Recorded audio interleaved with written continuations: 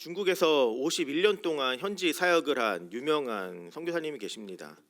이 선교 단체를 이야기하면 우리가 너무나 잘 기억할 수 있을 것 같은데요. 중국 내지 선교회를 창설하신 분이시죠.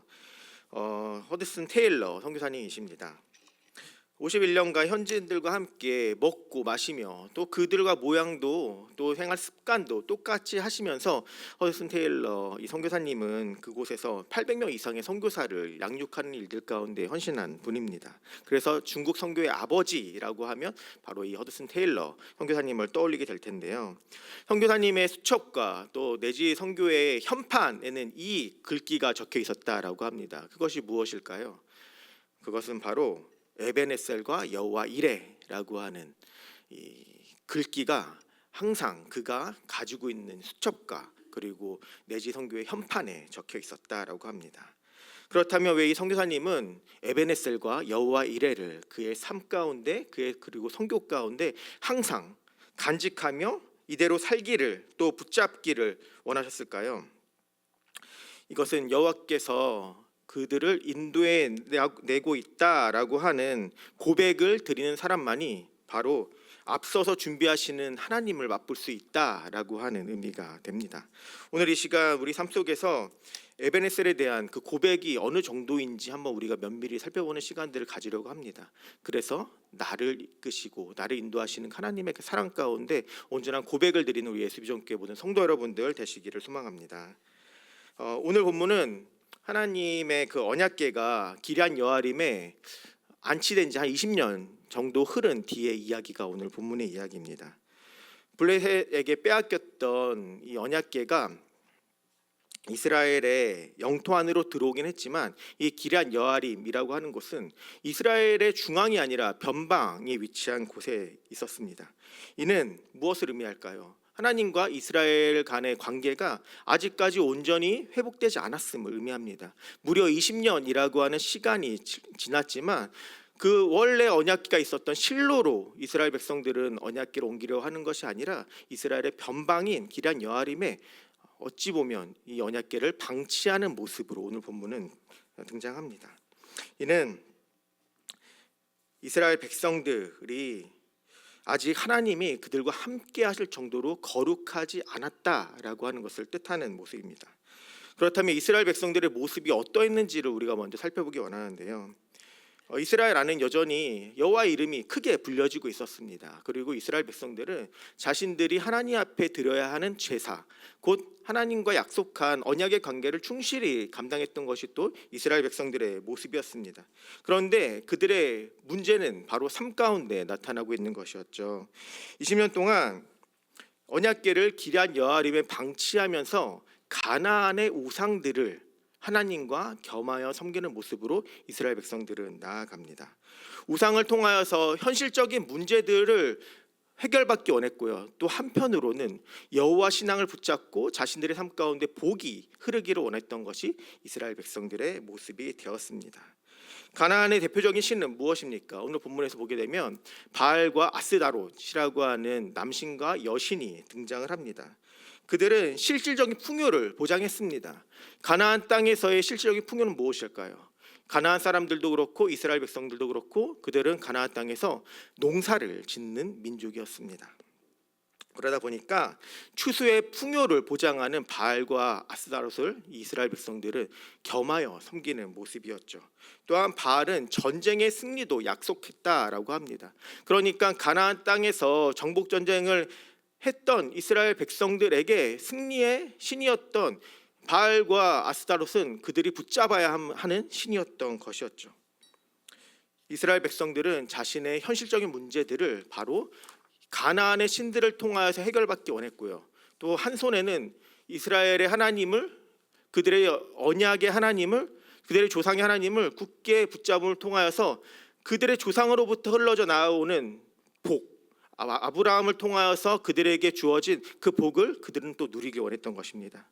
이때 사무엘이 역사의 전면에 다시금 등장하며 나아갑니다. 이스라엘 공동체를 향하여서 그가 했던 첫 마디는 무엇일까요? 우상을 제거하라 라고 하는 이 이야기를 가지고 지금 이스라엘의 전면으로 사무엘은 등장합니다. 20년간이나 이스라엘 백성들은 바알과 또 여호와 둘 사이에서 머뭇머뭇거려 하는 모습이었습니다. 이스라엘 백성들을 향하여 사무엘은 너희를 인도하시는 하나님 여호와 한 분만을 붙잡고 그를 신뢰하라 라고 이야기하며 이스라엘 백성들을 향하여서 강권하며 나아가고 있습니다. 그리고는 바알을 그들의 삶 속에서 제거하는 것부터 여호와를 향한 신앙이 재건될 것이다 라고 이렇게 이야기하며 나아가고 있죠. 이어서 사무엘은 구체적인 처방을 내리는데 우상을 섬기던 종교적 활동가, 당시 세상을 지배하던 가나안 문화와의 단절을 선포합니다. 당시 사람의 욕망을 정당화하고 풍요와 만족과 쾌락을 누리는 것이 마땅하다라고 허용하는 가나안 세계관을 너희가 거부하라라고 이렇게 이야기하고 있는 것입니다. 그렇다면 본문의 이스라엘과 비교할 때 우리의 예배는 과연 안전한가라고 하는 생각을 우리가 한번 해볼 필요가 있습니다. 예배 시간마다 우리는 예배를 하죠. 또한 하나님 나라의 확장을 위해서 우리는 헌금을 드리기도 합니다. 또한 나가는 선교와 보내는 선교 이것들에 대해서 우리는 열심으로 그 일들을 감당하며 나아갑니다. 가까운 과거에 우리가 세네갈 단기 선교도 다녀왔고요. 또 이번 주 주일에는 다문화 사역 단체인 프레밀리 힐링하우스 이전에 위해서 우리가 2월 달에 헌금했던 후원 헌금도 또 전달하는 시간도 가졌습니다.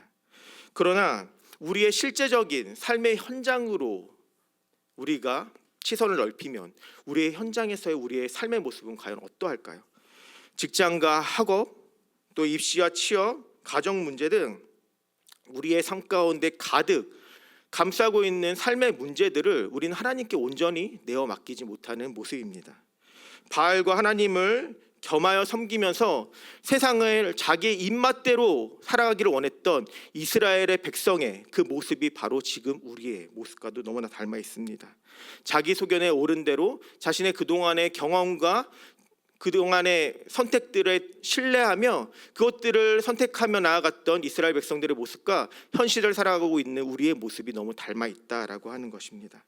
우리의 삶 속에서 하나님의 일하심을 보기 위해서 우리는 어떻게 해야 할까요? 말로만 하나님께 돌아가자라고 말하는 것이 아니라 본문의 이스라엘 백성들이 사무엘의 이야기를 듣고 자신의 삶 가운데 타협의 요소들을 제거했던 것처럼 바로 아스다롯, 바알을 제거했던 것처럼 우리도 하나님 외에 내가 의지하고 내가 소망하는 모든 것들을 제거함으로부터 나아가야 합니다. 하나님이 나의 삶을 인도해 가심을 신뢰함을 통하여서 하나님 앞으로 더욱 가까이 나아가려고 하는 모습들이 바로 우리가 가장 먼저 우리 삶 가운데 재건해야 하는 모습들이 된다라고 하는 것이죠. 본문의 미스바 성회가 바로 이런 모습이었는데요. 이스라엘 백성들 사이에 있는 우상의 장가지들을 자르기 위한 목적을 가지고 사무엘은 미스바에 이스라엘 백성들을 모두 모이게 합니다. 사무엘은 옛날 모세가 그러했던 것처럼 하나님과 이스라엘 백성들 사이의 언약을 갱신하기 위한 목적을 가지고 미스바 성회를 엽니다. 이스라엘 백성들을 향하여서 너희가 하나님의 백성이고 제사장 나라로 이 땅 가운데 선택받았음을 다시 한번 언약 관계 가운데 재정립하게 하는 것이 오늘 본문의 내용이 되는데요. 이스라엘이 다시 여호와께 돌아오려면 다른 신들을 버려야 하고 오직 여호와 하나님만을 섬기는 것이 너희 삶 가운데 가장 중요함을 이야기하고 있습니다. 사무엘은 새롭게 헌신하기로 결심한 이스라엘 백성들을 위하여서 이런 언약 체결 의식을 거행하는데 이스라엘 백성들은 물을 길러 여호와 앞에 붓고 금식하고 우상을 섬긴 죄를 공개적으로 회개하고 모든 사람들 앞에서 회개하는 모습으로 나아가게 합니다. 여기서 물을 부었다라고 하는 것은 자신의 죄로 인한 애통함을 이야기하는 것이고요. 또한 금식했다라고 하는 것은 하나님의 은혜를 내가 앞으로 철저히 구하는 모습으로 살아가겠다라고 하는 결단의 모습이 됩니다. 이스라엘 백성들은 하나님께 더욱 가까이 가는 것만이 우리 안에 있는 우상의 문제들을 해결할 수 있음을 그들은 알고 하나님을 온전히 붙잡음으로 나아가는 모습입니다. 먼저 회개를 통하여서 하나님과의 관계에 있는 벽들을 제거하는 모습으로 나아가죠. 하나님과의 관계 회복에서 가장 중요한 것이 무엇입니까? 바로 회개하는 모습입니다. 우리 안에 있는 욕망과 하나님으로부터 단절되어 있는 그 모든 장가지들을 회개를 통하여서 제거하는 것, 이것들이 우리 삶 가운데 가장 먼저 성결되어져야 하는 모습들이 됩니다. 회개하여서 마음을 하나님께로 돌이키는 것. 미스바에서 이스라엘 백성들이 했던 회개가 바로 이런 모습이었던 것입니다. 그들의 회개는 무엇이었을까요?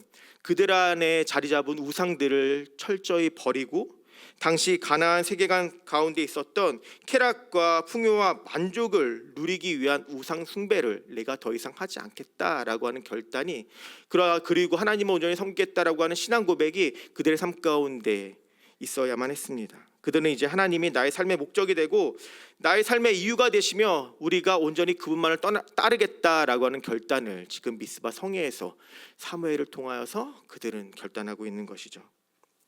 그런데 이러한 영적인 대각성 운동이 미스바에서 일어나고 있을 때 그 모습을 블레셋이 보게 됩니다.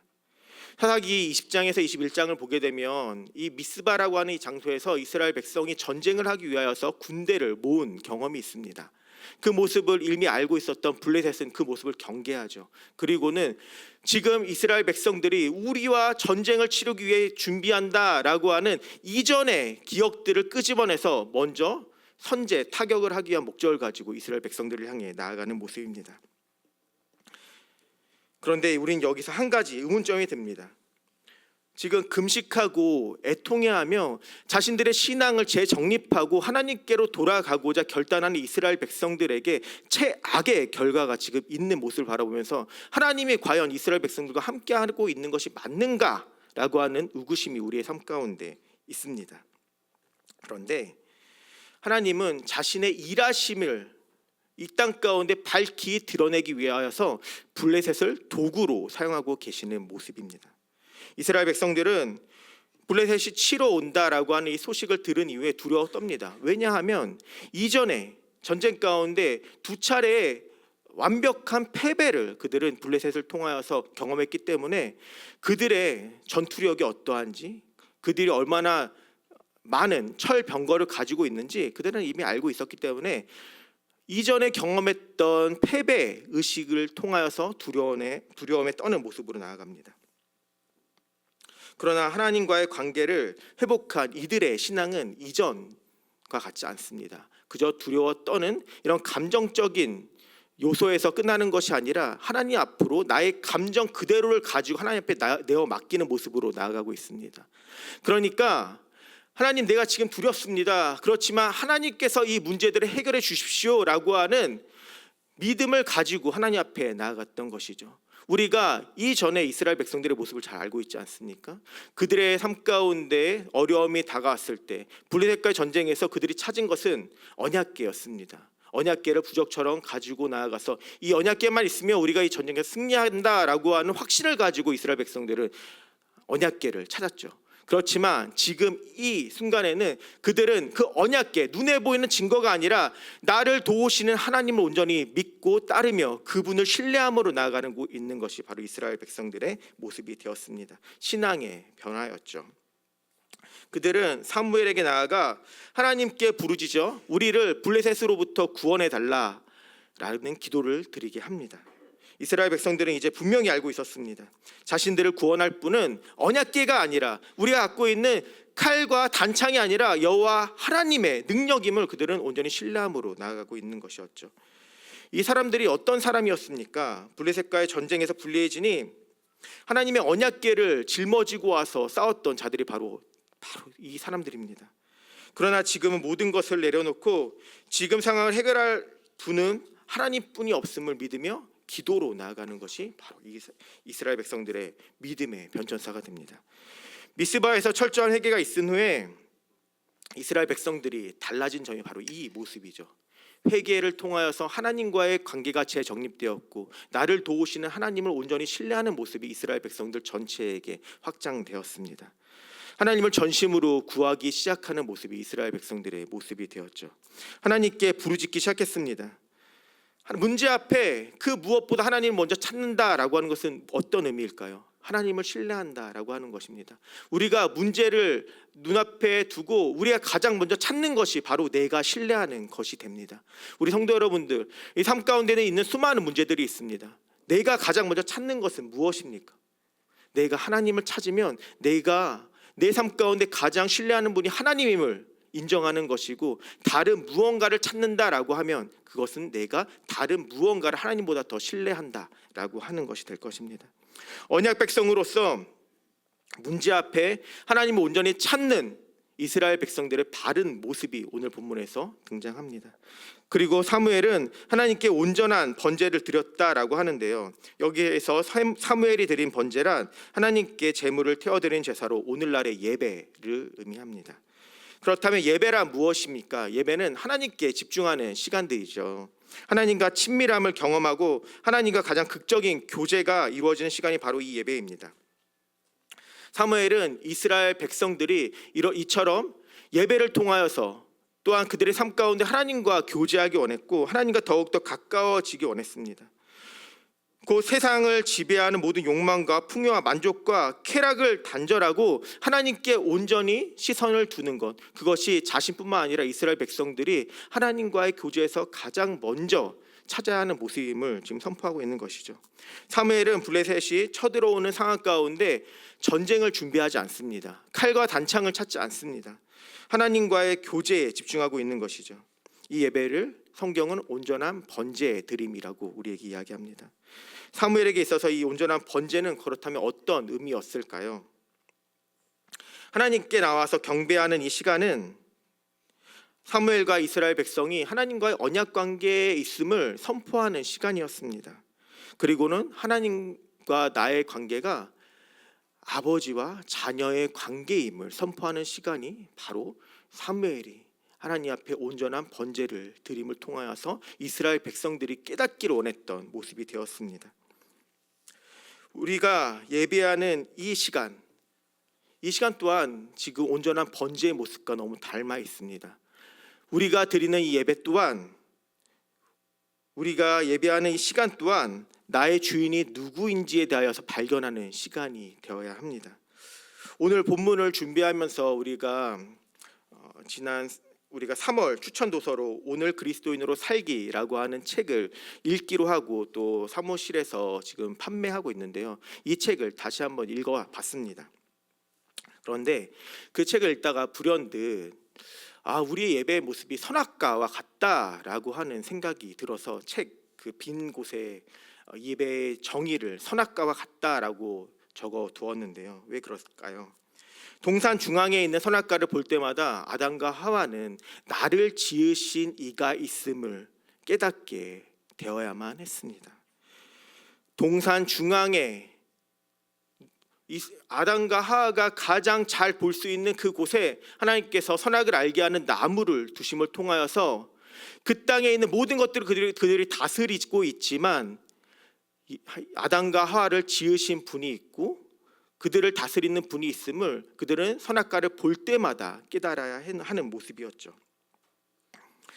우리 예배 시간 또한 우리의 주인이 누구인지를 깨달아야 하는 시간이 됩니다. 아담과 하와가 선악과를 볼 때마다 나의 주인이 누구인지 깨달았던 것처럼 우리도 이 예배 시간마다 나의 삶의 주인이 누구인지를 온전히 선포하고 깨닫는 시간이 바로 우리 예배의 시간이 되어야만 하는 것이죠. 나의 몸과 건강, 시간, 소유, 환경, 경험, 지식 등 이 모든 것이 내 것이 아님을 깨닫는 시간이 바로 예배 시간이 되어야 합니다. 내가 삶의 주인인 것 같이 이 땅을 살아가는 존재로 있다가도 우리가 다시 주인 앞에 하나님, 내 소유가 내 것이 아니라 하나님으로부터 왔습니다라고 고백하는 시간이 바로 예배 시간이 되어야 된다라고 하는 것입니다. 이 예배를 통하여서 나의 주인이 하나님 되심을 우리가 고백할 때 하나님이 참된 보호하심과 인도하심으로 우리를 이끌어 나아가실 것입니다. 우리는 너무나도 쉽게 내 삶의 주인을 나로 규정하죠. 우리 이곳에 계신 모든 성도 여러분들도 우리가 지난 한 주간의 삶을 살았을 때의 모습을 되돌아보면 대부분의 시간들을 나의 소견에 오른 대로, 내 생각에 오른 대로 내가 주인인 것처럼 분명히 살아가셨을 것입니다. 그렇지만 우리가 이 예배에 나오는 이 시간은 내 주인이 있음을 온전히 내 삶을 통해 선포하고 기도를 통해 선포하는 우리의 모습이 되어야 된다라고 하는 것입니다. 이와 같은 온전한 예배를 드린 이스라엘 백성들을 위하여서 하나님이 일하기 시작하십니다. 블레셋의 전쟁을 막아주실 뿐만 아니라 승리까지 허락하시는 것이 바로 하나님의 일하심의 모습이 되는데요, 하나님은 기도 소리에 응답하시고 큰 우레를 내리셔서 블레셋을 어지럽게 하셨고 결국 그들을 패하게 하셨습니다. 당시 전쟁에서 철병거는 오늘날의 탱크와 같은 역할을 했다라고 합니다. 그리고 이스라엘의 병력을 이야기한다라고 하면 우리가 사울 시대에 그들이 블레셋과의 전쟁에서 무엇을 갖고 나갔는지를 우리가 보면 됩니다. 사울과 요나단만이 철로 된 무기를 갖고 나갔습니다. 그러니까 당시 이스라엘 백성들은 청동기 문화였거나 아니면 석기 문화였다라고 하는 것이죠. 그런데 바로 블레셋은 이미 철로 된 무기, 그것도 모자라서 철로 된 마차까지 가지고 있는 민족이 바로 블레셋 민족이 되었습니다. 이 전쟁은 누가 봐도 이스라엘 백성들이 불리한 전쟁이었습니다. 그런데 하나님께서 일하기 시작하시죠. 우레소리를 이 땅 가운데 내리십니다. 우레를 이 땅 가운데 내리셨을 때 이리저리 철 병거를 끄는 말들이 놀라 날뛰기 시작합니다. 그럴 때 그 위에서 창을 들고 서 있던 병사들도 이리저리 마차에서 떨어질 수밖에 없었고 결국에는 그들의 무기 또한 모두 여기저기 흩어지게 되는 모습이 되었죠. 이리저리 말이 날뛰는 모습 가운데 그들의 전열은 흐트러질 수밖에 없었고요. 해안가에서 블레셋 사람들이 지내는 민족이었기 때문에 역사학자들의 그 증언에 따르면 산지에서 그들이 들은 우레소리는 해안가에서 들은 우레소리보다 몇 배는 더 컸을 것이다 라고 예상을 합니다. 그러니까 그들은 해안가에 살고 있던 민족이었기 때문에 산지에서 듣는 우레소리가 그들의 사기를 떨어뜨리고 기겁할 수밖에 없는 모습이 되게 하였던 것이죠. 온전한 예배 속에서 힘을 얻는 이스라엘은 세상을 정복하기 시작하며 세상을 살아가는 우리가 온전한 예배를 드려야 하는 이유에 대해서 몸소 오늘 본문 가운데 이야기해 주고 있습니다. 7장의 시작과 끝맺음은 어떠할까요? 시작은 애통으로 시작하고요. 영적 침체 가운데 있는 이스라엘 백성들의 모습을 나타냅니다. 그렇지만 결론부에 나아가면 여호와 신앙을 온전히 회복하는 이스라엘 백성들의 모습을 나타냅니다. 그리고 이와 같은 결론이 있기 위해 반드시 필요했던 회개와 참된 예배가 그 중간에 위치해 있는 모습이죠. 우리 예수비전교회 성도 여러분들의 영적 상태는 어떠하십니까? 우리의 무너진 것, 잃어버린 것, 나를 낙심과 절망에 빠지게 하는 것, 두려움에 몰아넣고 있는 것이 무엇입니까? 우리의 예배는 어떠하십니까? 제가 지난 수요 예배를 마치고 집에 도착했을 때 그 택배가 하나 왔습니다. 택배를 뜯고 나서 제가 그 자리에서 그 책을 펴고 덮을 때까지 한시도 쉬지 않고 읽었던 책이 있는데요. 바로 믿음으로 정면 승부라고 하는 책이었습니다. 이 책에서 복음을 온전히 전하는 것, 믿음을 바로 세우는 것이 다음 세대를 회복하는 유일한 방법이다라고 이렇게 이야기합니다. 그러므로 믿음을 바르게 세워서 믿음으로 정면 승부하는 게 다음 세대를 일으키는 방법이다라고 이야기하는 것인데요. 이 책에서 조국 교회의 가장 큰 문제로 믿음 없는 다음 세대를 꼽습니다. 지금 교회를 다니는 우리 아이들 가운데 설문조사를 했더니 내가 고등학교 졸업하면 대학교만 올라가면 내가 교회를 떠난다라고 응답한 학생 수가 40%라고 합니다. 10명 가운데 4명이 내가 교회를 떠나겠다. 내가 부모님의 품에서 벗어나는 그 즉시 내가 신앙생활을 접겠다라고 하는 고백을 지금 40%의 학생들이 하고 있다라고 이야기합니다. 그 이유는 무엇일까요? 아이들에게 믿음이라고 하는 것이 형성이 되지 않는 것이 첫 번째 이유일 것이고요. 그리고 두 번째가 내가 왜 주의를 지켜야 하는지에 대한 이유를 알지 못하기 때문입니다. 코로나 시기에 우리가 모이기 힘들었기 때문에 우리 조국교회는 가장 많은 예산을 투자하고 모든 교회에서 실천했던 것이 가정 예배였습니다. 가정의 신앙 활동들을 영상으로 제작하여서 따라하게 하고 또 집에서도 예배를 드릴 수 있는 일에 정말로 많은 투자를 했던 것이 우리 조국교회의 모습이었죠. 그러나 그 결과는 처절한 실패였다라고 이야기합니다. 그 이유는 무엇일까요? 책에서는 우리가 이 가정 예배를 준비하면서 코로나 시대에 신앙의 유산을 온전히 흘려보내기 위해서 이 가정 예배가 정답이다라고 생각을 했는데, 우리가 놓친 가장 심각한 문제가 있다라고 이야기하는데, 그것이 무엇이냐라고 하면 부모에게 믿음이 없다라고 하는 이 사실을 놓쳤다라고 이 책은 고백합니다. 다음 세대의 부모인 한국교회 3040 세대의 그 믿음의 지금 현재는 어떠합니까? 우선 지난 10년 동안 이들의 교회 출석률이 50% 줄었다라고 이야기합니다.